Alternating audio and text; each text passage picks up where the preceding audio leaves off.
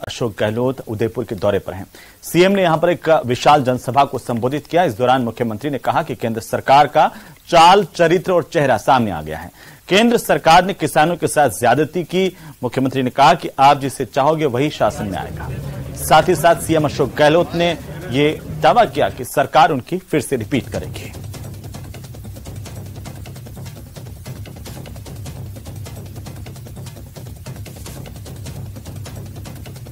इतने मैं कहना चाहूंगा कि उनकी कथनी व करनी में अंतर है। इनका चाल, चरित्र, चेहरा सामने आ गया है। वो राजनीति अब आने वाले हैं, प्रधानमंत्री जी और अमित शाह जी, सब इनके मंत्री राजस्थान भर के गांवों के अंदर जाएंगे। पैसे की कमी नहीं, धन इकट्ठा कर लिया है करोड़ों अरबों का। बाकी राजनीतिक पार्टी के पास तो साधन मिल नहीं रहे हैं, और कोई साधन देना चाहता है उद्योगपति तो पहले ही भेज देते ईडी को, सीबीआई को, इनकम टैक्स को राज्यों के अंदर जाओ। मुख्यमंत्री अशोक गहलोत ने आज जयपुर में मंत्रियों और विधायकों की अपने आवास पर बैठक की। एजेंडा था नए जिलों की घोषणा के बाद सीमांकन को लेकर के बनी स्थिति और लोगों की भावना। इस बैठक में मुख्यमंत्री को कई क्षेत्रों में सामने आ रहे विवाद से अवगत करवाया गया। मुख्यमंत्री ने फैसले में जन भावनाओं का पूरा ख्याल रखने की बात कही है। तो वहीं सूत्रों के हवाले से खबर है कि टकराव को टालने के लिए सरकार जयपुर देहात और जयपुर शहर के नाम से जिले बनाएगी। बैठक में मंत्री प्रताप सिंह खाचरियावास मौजूद रहे। उनसे खास बात की न्यूज 18 के हमारे संवाददाता बाबूलाल धायल ने।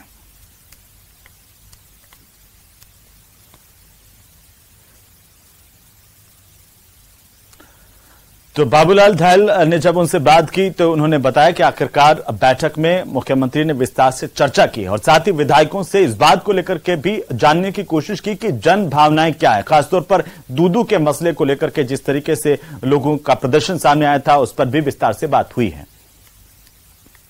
जिलों को लेकर चल रही विवाद को लेकर मुख्यमंत्री अशोक गहलोत ने आज जयपुर जिले के तमाम कांग्रेस और समर्थित विधायकों की बैठक बुलाई। समाधान निकाल लिया गया, जैसा कि चेहरे बता रहे हैं नेताओं के। मेरे साथ में प्रताप सिंह खाचरियावास है, जो मुखर आवाज है सरकार की। प्रताप सिंह जी, समाधान क्या निकला? कई जगहों की जनता जो है विरोध कर रही है, सड़कों पर आ रही है। क्या लगता है विवाद आज के बाद में नहीं होगा?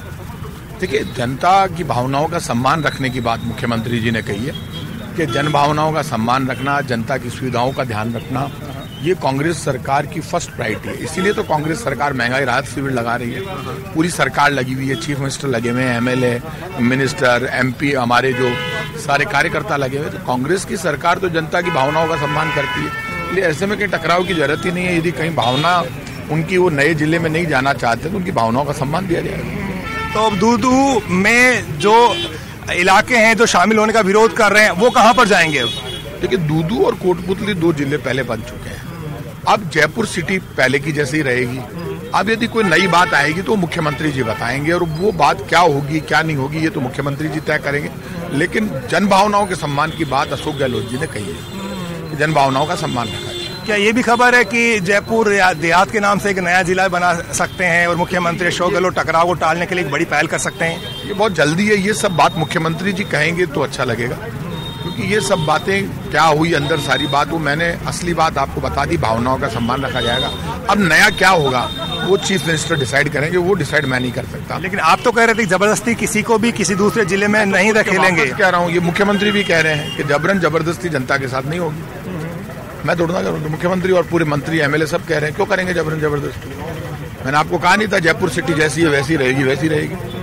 आपको लगता है इसका फायदा होगा नए जिलों के ऐलान से सरकार को चुनाव में? नए जिलों का भी फायदा होगा। जिलों में यदि कहीं टकराव है तो उसको दूर करेगी सरकार, उसका भी फायदा होगा। बहुत बहुत शुक्रिया। ये थे प्रताप सिंह खाचरियावास, जो कह रहे थे कि नए जिलों की घोषणा से सरकार को फायदा ही होगा। जहां पर टकराव की स्थिति है तो सरकार वही करेगी जो जनता चाहेगी। कैमरा पर्सन अविनाश के साथ बाबूलाल धायल, न्यूज 18 जयपुर। तो वहीं नए जिलों की घोषणा के बाद से कई जगहों पर आंदोलन चल रहे हैं। बीजेपी ने नए जिलों को लेकर कांग्रेस सरकार पर जोरदार निशाना साधा। नेता प्रतिपक्ष राजेंद्र राठौड़ ने कहा है कि राम लुभाया कमेटी की रिपोर्ट आए बिना घोषणा की गई। सत्ता में वापस लौटने का जो पैंतरा आजमाया गया था वो सरकार के गले की फांस बन गया है। राजेंद्र राठौड़ ने चिंता जताई कि नए जिलों को लेकर आंदोलन हिंसक हो गए हैं। नेता प्रतिपक्ष ने इस बात का आरोप लगाया कि सरकार चुनाव के चलते जनभावनाओं के साथ खिलवाड़ कर रही है।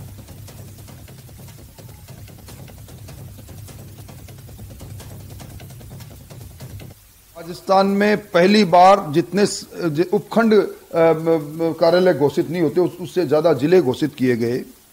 राम लुभाया कमेटी की सिफारिशों के आधार पर जिन जिलों का नोटिफिकेशन जारी होना था, जिसमें जन आपत्तियां लेनी थी और उसके बाद उनका नोटिफिकेशन के माध्यम से उनकी बाउंड्री तय करनी थी, सरकार ने आनन फानन के अंदर जिले बनाए हैं और पूरे सब जिलों के लिए मात्र 2000 करोड़ का प्रावधान रखा है, जबकि एक जिले के अंदर भी 2000 करोड़ की राशि लगाने पर आधारभूत संरचनाएं बनती नहीं है। तो वहीं नए जिलों को लेकर के बीजेपी ने सरकार पर निशाना साधा। बीजेपी के प्रवक्ता रामलाल शर्मा ने कहा कि सत्ता में वापसी की रणनीति अब राज्य सरकार पर भारी पड़ रही है। वहां भी जिलों की घोषणा कर दी जहां जनता ने डिमांड नहीं की थी। फुलेरा की घटना का राज्य सरकार को खामियाजा उठाना पड़ेगा। राजस्थान के मुख्यमंत्री अशोक गहलोत ये इनके प्रकार ने सत्ता के अंदर वापसी होनी चाहिए और इसके लिए क्या नियम है और क्या नियम नहीं है, सारे के सारे नियमों को दरकिनार करने का काम भी कर रहे हैं। सिर्फ वोट बैंक की राजनीति के आधार पर काम करने का प्रयास जो इन्होंने किया था, अब इनके ऊपर वो भारी पड़ता हुआ नजर आ रहा है। राजनीतिक आधार के ऊपर सरकार को समर्थन देने वाले इंडिपेंडेंट विधायकों के दबाव में और कई स्थान ऐसे जहां राजनीतिक सियासी गोटियां सेकने के लिए इन्होंने जिलों की घोषणा की। अब एक ग्राम पंचायत जिला बन गई, दूसरा एसडीएम हेडक्वार्टर जिले से वंचित रह गया। भौगोलिक दृष्टि से जो जिले की मांग 20 वर्ष से चली आ रही थी उनको नदारद रखा गया और ऐसी मांगे मानने का काम मुख्यमंत्री जी ने किया जिनके जनता ने कभी मांग की ही नहीं थी। और अब इस तरीके के वाकया पूरे प्रदेश के अंदर एक नहीं अनेकों स्थानों के ऊपर देखने को मिलता है। अनूपगढ़ को जिला बनाया, अन्य पंचायतें उनका विरोध कर रही है। नीम का थाना को जिला बनाया, अन्य विधानसभाएं या अन्य तहसीलें उसके अंदर जाने के लिए तैयार नहीं है। और इसी तरीके से जयपुर जिले के अंदर भी कल पुलिस के द्वारा बल प्रयोग करके जनता को दबाने की जो कोशिश की गई वो अनुचित है। आने वाले समय के अंदर कांग्रेस की सरकार को इसका खामियाजा भुगतना पड़ेगा। तो चलिए आगे बढ़ेंगे और इसी बीच जोधपुर से इस वक्त की बड़ी खबर है, जहां राजपूत समाज पर कथित अमर्यादित टिप्पणी के मामले को लेकर के राजपूत समाज के लोगों ने रैली निकाली और जिला कलेक्टर को ज्ञापन देने के लिए पहुंचे। हनुमान बेनीवाल की कथित टिप्पणी से राजपूत समाज नाराज बताया जा रहा है। जिला कलेक्ट्रेट परिसर के बाहर समाज की ओर से जोरदार नारेबाजी की गई। बजरे की बढ़ी कीमतों के खिलाफ चल रहे धरने में हनुमान बेनीवाल ने कथित तौर पर टिप्पणी की थी। इसी की बात को लेकर के इसके खिलाफ समाज के लोग सड़कों पर उतरे और प्रदर्शन किया गया, नारेबाजी की गई। आपको बता दें कि आरएलपी के सुप्रीमो और नागौर सांसद हनुमान बेनीवाल यहां पर बजरी माफिया के खिलाफ धरने में शामिल होने के लिए जोधपुर पहुंचे थे और वहां पर कथित तौर पर उनकी टिप्पणी से राजपूत समाज ने अपनी नाराजगी प्रकट की है। के नेतृत्व में सर्व समाज 36 कौम के लोगों ने जो नागौर के सांसद आए दिन हर व्यक्ति के हर नेता के खिलाफ जो अपशब्द बोलते रहते हैं, मर्यादित भाषा का जो प्रयोग करता है, उसको लेकर सर्व समाज 36 कौम के अंदर भारी आक्रोश है। और उसी आक्रोश के तहत अपना आक्रोश जताने के लिए, अपनी भावना प्रशासन तक पहुंचाने के लिए वो ये कह रहे हैं कि ऐसे मर्यादित भाषा वाले नेता की जबान के ऊपर लगाम लगाई जाए और समय रहते हुए उनके ऊपर अंकुश लगाया जाए। और इसी खबर पर ज्यादा जानकारी के साथ हमारे संवाददाता जोधपुर से चंद्रशेखर जुड़ चुके हैं फोन लाइन पर। चंद्रशेखर, क्या कहना है आखिरकार इन लोगों का, क्यों इस तरह से प्रदर्शन किया गया?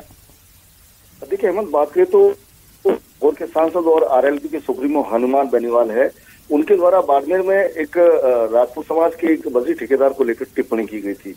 इसके बाद राजपूत समाज में जो है इस बात को लेकर आक्रोश है और आज राजपूत समाज की ओर से जो है एक रैली निकाली गई और जिला कलेक्टर को मुख्यमंत्री के नाम ज्ञापन सौंपा गया है, जिसमें ये मांग की गई है कि हनुमान बेनीवाल लगातार जिस तरह से विवादित बयान दे रहे हैं और लगातार कई समाज के लोगों को जो है टारगेट कर रहे हैं, उन पर जो है लगाम लगाने का काम सरकार करे।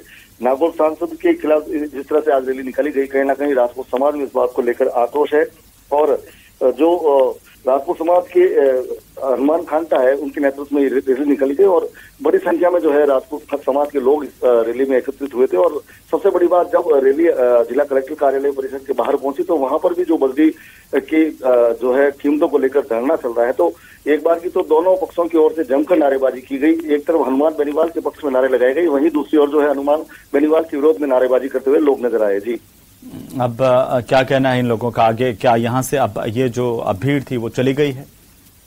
देखिए, जो राजपूत समाज के लोग आए थे, उन्होंने जो नारेबाजी करने के बाद जो जिला कलेक्टर को अपना ज्ञापन सौंपा, उसके बाद वो जो है वो शांतिपूर्वक तरीके से जो अपने इस पूरी रैली को उन्होंने समाप्त कर दिया। और फिलहाल जो मांग ये है कि हनुमान बेनीवाल जो लगातार बयान दे रहे हैं, उस पर कहीं ना कहीं सरकार बिल्कुल। चंद्रशेखर, चलिए बहुत शुक्रिया तमाम जानकारी के लिए। तो हनुमान बेनीवाल की कथित टिप्पणी से राजपूत समाज ने नाराजगी प्रकट की। वहीं जेल कर्मचारियों की भूख हड़ताल का छठा दिन है, जहां प्रदेश भर में जेल कर्मियों की ओर से मैस का बहिष्कार लगातार जारी है। वेतन विसंगति को लेकर जेल कर्मियों का आंदोलन लगातार जारी है। प्रदेश भर में करीब 696 जेल कर्मचारियों की तबीयत अब तक बिगड़ चुकी है। जयपुर सेंट्रल जेल में हड़ताल पर बैठे 76 जेल कर्मियों को अस्पताल भेजा गया है। उनकी तबीयत खराब होने के चलते दरअसल वेतन विसंगति की मांग को लेकर के ये जेल प्रहरी लगातार आंदोलन की राह पर हैं।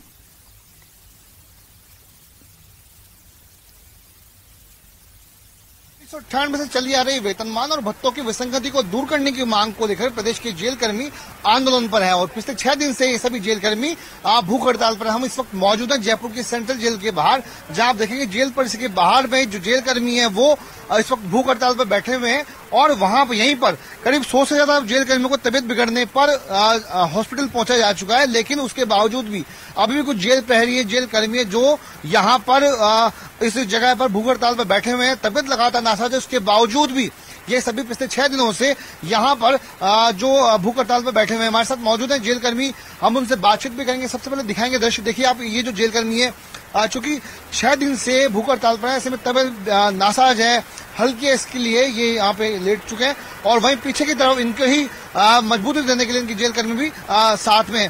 हम सबसे पहले बात करेंगे जो कर्मचारी नेता गजेंद्र जी से। गजेंद्र जी, क्या बात है, क्या मांगे हैं जेल कर्मियों की? निश्चित तौर पे जेल कर्मियों ने पिछले 98 से वेतन विसंगति को लेके बहुत बड़ा दुख झेल रहे हैं और इस बात को लेके इन्होंने 2017 में भी एक आंदोलन किया था 5 दिन तक भूख हड़ताल की और कार्य करते हुए। ये एक बड़ी विशाल ये एक मिसाल है कि कार्य करते हुए ये मेस का बहिष्कार कर रहे हैं। फिर जनवरी में भी 23 की जनवरी में भी इन्होंने मेस का बहिष्कार किया। डीजी महोदय और गृह सचिव के साथ मुख्यमंत्री जी ने बुलाया और आश्वासन दिया, ट्वीट भी किया था मुख्यमंत्री जी ने कि इनकी विसंगति दूर की जाए और इनको अच्छा लाभ, क्योंकि ये लोग जो है बड़े खतरनाक मुजरिमों के बीच में कार्य करते हैं अंदर। और आज भी देखिए ये जो शोर है ना, ये रात को ड्यूटी करके यहाँ आके अनशन कर रहे हैं।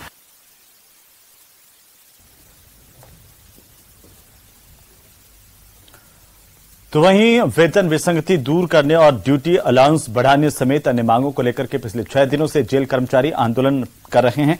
जेल परिसर में ही अनशन चल रहा है और मैस का बहिष्कार किया हुआ है।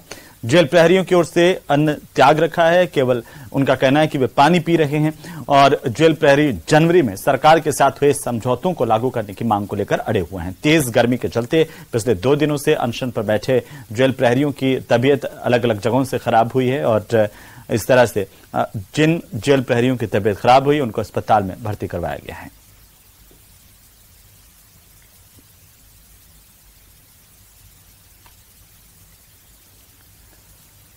तो नागौर की तस्वीरें हैं, यहां पर भी जेल प्रहरियों ने अपनी मांगों को लेकर के प्रदर्शन जारी रखा हुआ है और इस दौरान कुछ जेल प्रहरियों की तबीयत भी अनशन के दौरान खराब हुई, जिन्हें पुलिस ने अस्पताल पहुंचाया, उनका इलाज शुरू करवाया है।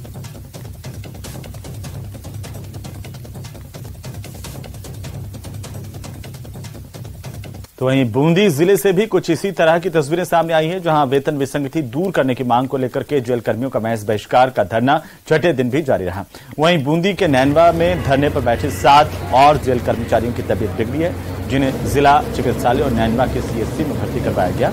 अब यहां पर कर्मचारियों की संख्या बढ़कर के 24 हो गई है। धरने पर बैठे बूंदी और नैनवा जेल कर्मचारियों की ओर से राज्य सरकार पर वादाखिलाफी का आरोप लगाया गया और कहा कि जब तक उनकी मांगे नहीं मानी जाएगी तब तक उनका महज का बहिष्कार और धरना जारी रहेगा।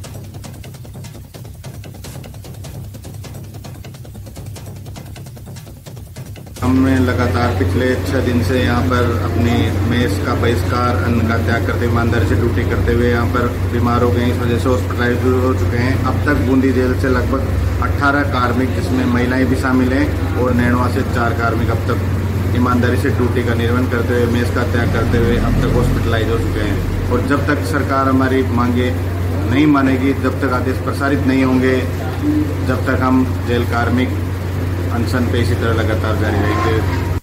तो चलिए आगे बढ़ेंगे और इसी बीच नागौर से बड़ी खबर है, जहां पर नागौर पुलिस ने बड़ा अभियान अपराधियों के खिलाफ चलाया। 110 टीमों ने 473 जगहों पर दबिश दी है। अभियान के तहत कुल 533 आरोपियों की गिरफ्तारी हुई है। 202 अन्य असामाजिक तत्वों को भी डिटेन किया गया है। Firing, fire arms, NDPS act, अवैध शराब के मामलों में गिरफ्तारी हुई है। चालान पेश हो चुके मामलों में 197 आरोपियों की गिरफ्तारी की गई है। तो नागौर पुलिस अधीक्षक के निर्देशन में ये पूरी कार्रवाई की गई। आपको बता दें कि 197 ऐसे आरोपी हैं जिनके चालान पेश हो गए थे। अपराधियों के खिलाफ पुलिस का ये बड़ा एक्शन नागौर से इस वक्त की सबसे बड़ी खबर है। 110 टीमों ने एक साथ छापेमारी की। अलग अलग जगहों पर 473 जगहों पर छापे मारे गए और इस दौरान कुल 533 आरोपी, जिनमें ऐसे आरोपी भी शामिल हैं जिनकी लंबे समय से पुलिस को तलाश थी और उनकी गिरफ्तारी हुई है। फायरिंग के साथ फायर आर्म समेत अनेक मामलों में वांछित चल रहे अपराधियों के खिलाफ यह बड़ी कार्रवाई पुलिस की गई है। और अब खबर सीकर से, जहां पर फतेहपुर में चूरू एसीबी की टीम ने हेड कांस्टेबल को घूस लेते रंगे हाथों गिरफ्तार किया है। एसीबी की टीम ने फतेहपुर कस्बा के चौकी incharge head constable Shabbir Hussain को घूस लेते रंगे हाथों पकड़ा। आरोपी हेड कांस्टेबल मारपीट के एक मुकदमे में परिवादी की मदद करने और केस को कमजोर करने के एवज में 15,000 रुपए की मांग उसने की थी। आज इस आरोपी को 5,000 रुपए की घूस लेते रंगे हाथों गिरफ्तार कर लिया गया। शब्बीर खान की गिरफ्तारी, एसीबी की टीम इससे पूछताछ कर रही है। अब इसे कोर्ट में पेश किया जाएगा। हेड कांस्टेबल शब्बीर खान अब एसीबी के गिरफ्त में है। 5,000 रुपए की रिश्वत हेड कांस्टेबल ले रहा था। इसी दौरान दर दबोचा गया। दिनांक 23 तारीख को हमारे पास परिवादी ने संपर्क किया था कि मेरे जीजा जी और इनके खिलाफ एक मारपीट का प्रकरण दर्ज है कोतवाली फतेहपुर थाने में, जिसके तफ्तीश हेड कांस्टेबल शब्बीर हुसैन कर रहे हैं। और वो हमसे उस फाइल में हमारी मदद करने के लिए और फाइल को कमज़ोर करने के नाम से हमारे से 15,000 रुपये मांग रहे हैं। तो हमने उस शिकायत का सत्यापन करवाया था। सत्यापन के दौरान उन्होंने 10,000 रुपये लेने पे वो सहमत हुए थे और 5,000 रुपये उन्होंने मौके पे दौरान सत्यापन ले लिए थे। फिर आज हमने शेष 5,000 रुपये लेते हुए इनको रंगे हाथों यहाँ चौकी फतेहपुर कस्बा चौकी में इनको गिरफ्तार किया है और हमारे सीए साहब के नेतृत्व में कार्रवाई चल रही है। तो चलिए आगे बढ़ेंगे और इसी बीच राजधानी जयपुर से बड़ी खबर मिल रही है, जहां पर चूरू में 6 बदमाशों को पकड़ने के मामले को लेकर के इस वक्त की सबसे बड़ी अपडेट। डीजीपी ने पुलिस टीम को पुरस्कृत करने की घोषणा की है। चूरू पुलिस ने सरपंच के घर पर लूट और फायरिंग का खुलासा किया था। महज 12 घंटे में चूरू पुलिस ने शानदार काम करते हुए 6 अपराधियों को गिरफ्तार किया था। बदमाश कई राज्यों में डकैती के वारदात को अंजाम दे चुके हैं। बहरहाल डीजीपी की ओर से इस पूरे मामले में बेहतरीन काम करने वाले पुलिसकर्मियों को पुरस्कृत करने का ऐलान किया है। बड़ी खबर जयपुर से, डीजीपी ने पुलिस की इस टीम को पुरस्कृत करने की घोषणा की है, जिन्होंने 6 बदमाशों की गिरफ्तारी की। उधर चूरू में कबाड़ के गोदाम में मालिक का जला हुआ शव मिलने से सनसनी फैल गई। मृतक के पास नोटबुक मिली, उसमें कर्ज से परेशान होने की बात लिखी थी। सूचना के बाद पुलिस मौके पर पहुंची है। प्रारंभिक तौर पर यह पूरा मामला खुदकुशी का माना जा रहा है, क्योंकि शव के पास पेट्रोल की खाली बोतल मिली है। पुलिस ने मृतक के शव को जिला अस्पताल के मोर्चरी में रखवाया। वहीं पुलिस अब हर पहलू से इस मामले की जांच कर रही है कि क्या ये हत्या है या आत्महत्या, या फिर इसे पहले हत्या करके आत्महत्या का रूप देने की कोशिश की है। ये जांच का विषय है। पुलिस इन तमाम पहलुओं को लेकर के जांच कर रही है। ये सूचना मिली कि लगभग 10:30 बजे की ओंकार शक्ति मंदिर के पास में एक कबाड़ का गोडाउन है, वहाँ आग लगी हुई है। और मैं जब यहाँ सूचना पर मौके पर पहुँचा तो यहाँ कुछ लोग तो बताया कि व्यक्ति मुरारी लाल शर्मा, जो यहाँ कई वर्षों से कबाड़ का गोडाउन कर रखा है, लगभग 8 बजे वो यहाँ आए थे। उसके बाद इसको अंदर सारा लोग कर दिया। वो लोग जब अंदर आए हैं तो क्या 9 बजे के आसपास तो देखा कि उनका शरीर वो जला हुआ है। सूचना पर मौके पर आए और सभी को बुलाया है, जिनको बुलाया जो भी होगी जांच से कार्रवाई की जाएगी। प्रारंभिक तौर पर मामला सुसाइड का लग रहा है, लेकिन फिर भी हर पहलू इसकी जांच की जाएगी। और तो चलिए आगे बढ़ेंगे। जयपुर इंटरनेशनल एयरपोर्ट पर 25 जून की उड़ानों से जुड़ा ये पूरा मामला, जिसमें दरअसल 25 जून यानी कि बीते रविवार को दिल्ली में खराब मौसम की वजह से 5 से 6 फ्लाइट डाइवर्ट होकर के जयपुर पहुंची थी। इन सभी फ्लाइट्स को दिल्ली जाना था। मौसम ठीक होने के बाद सभी फ्लाइट्स दिल्ली के लिए रवाना भी हो गई, और लेकिन चर्चा में रहा कि लंदन से आई एक फ्लाइट जो दिल्ली जाने वाली थी, उसके पायलट ने उड़ान भरने से इनकार कर दिया और यात्रियों को खासी परेशानी हुई। इस पूरे मामले को लेकर के जयपुर एयरपोर्ट ने एक सूचना जारी की है। 2 घंटे बाद पायलट ने दरअसल विमान यहां से उड़ाया था। चलिए आगे बढ़ेंगे। और इसी बीच जोधपुर से बड़ी खबर, मौसम ने अचानक से जोधपुर में करवट लिया और शहर में झमाझम बारिश का दौर शुरू हो गया है। तो मानसून की प्रदेश में दस्तक और जगह जगह से बारिश की खबर मिल रही है। जोधपुर में भी मौसम ने पलटी मारी है और यहां पर भी अब बारिश शुरू हो गई है। बारिश के बाद किसानों के चेहरे खिल गए। जिले भर में किसान बारिश का इंतजार कर रहे थे। शहरवासियों को गर्मी से राहत मिली है। तो किसानों के लिए राहत की बात यह है कि अब जो बुआई है वो शुरू हो सकेगी, और जिन किसानों ने पहले बुआई कर दी थी वो फसलें अब बच पाएंगी। तो मौसम ने करवट ली है। बारिश का दौर जोधपुर में शुरू हो गया। तस्वीरें आपकी टीवी स्क्रीन पर, सूर्य नगरी की तस्वीरें देखिए। झमाझम बारिश और शहर के कई इलाकों में पानी की निकासी नहीं होने के चलते पानी भी भरा है। उधर जयपुर ग्रामीण के विभिन्न कस्बों में बारिश का दौर चल रहा है। कोटपुतली, शाहपुरा समेत आसपास के कई इलाके हैं जो सुबह से यहां पर रुक रुक करके बारिश हो रही है। तस्वीरें देखिए। बारिश होने से जहां मौसम में ठंडक है, लोगों को गर्मी और उमस से राहत मिली है, वहीं निचले इलाकों में पानी भरने से यहां पर रहने वाले लोगों के लिए ये मुसीबत बन रही है। क्षेत्र में हो रही बारिश ने ड्रेनेज सिस्टम की पोल खोल करके रख दी है। प्रशासन के तमाम दावे इस बार खोखले साबित हो रहे हैं। हर साल की तरह बरसाती पानी सड़कों के आम रास्तों पर इकट्ठा हो रहा है, जिससे लोगों को परेशानी का सामना करना पड़ रहा है। कई जगह नालों की सफाई नहीं हुई है। स्थानीय प्रशासन इस ओर बेखबर रहता है। नालियां अटी पड़ी हैं कचरे से, इस वजह से भी पानी नहीं जा पा रहा। लोगों को परेशानी का सामना करना पड़ा। मानसून आ गया है और अब बारिश का दौर प्रदेश भर में शुरू हो गया है। पूर्वी राजस्थान से मानसून का प्रवेश हुआ 25 जून को रविवार को। आज प्रदेश के अन्य हिस्सों में भी मानसून पहुंचा है।